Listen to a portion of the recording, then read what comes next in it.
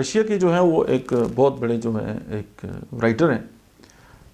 نام تو بڑا مشکل ہے، مجھے نہیں آتا، لیکن وہ کہتے ہیں کہ میری ماں مجھے کہا کرتی کہ بیٹا تنگ دستی کوئی گناہ نہیں ہے، غریب ہونا کوئی گناہ نہیں ہے،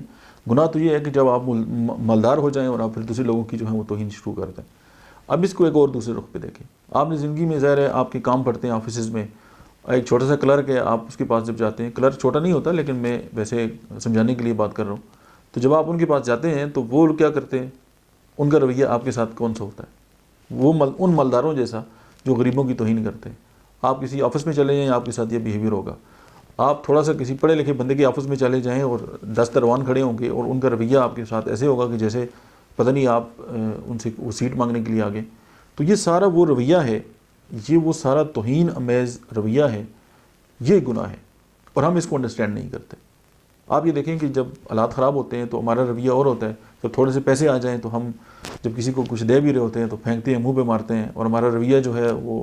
ہمیں بتا رہا ہوتا ہے کہ ہماری اصل اوقات کیا ہے۔ تو یہ ایک تھاٹ ہے، اور یہ بھی ایک تھوڑا سا کمپلیکس ہے جو ہمارے مائنڈ کے اندر آ جاتا ہے۔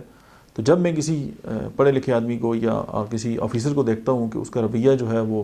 بڑا سخت ہوتا ہے، یا میں کسی جب ڈاکٹر کو دیکھتا ہوں کہ وہ مریضوں کے ساتھ اس کا رویہ جو ہے وہ بڑا ہارش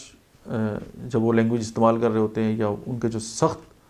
جو ایٹیچیوڈ ہے وہ ان کے ساتھ ہوتا ہے، تو مجھے پھر وہی بات یاد آ جاتی ہے کہ گناہ کیا ہے، غریب ہونا گناہ ہے، یا امیر ہو کے تھوڑا سا ایک پور سوچ رکھنا جو ہے، اور دوسروں کو جو ہے وہ ہارٹ کرنا اور ان کو دکھانا کہ پتہ نہیں میں کیا چیز ہوں، یہ جو ہے وہ گناہ ہے۔ تو یہ ایک تھاٹ تھی، میں نے کہا چلیں آپ سے شیئر کرتے ہیں، مجھے امید ہے کہ آپ کے کام آئے گی۔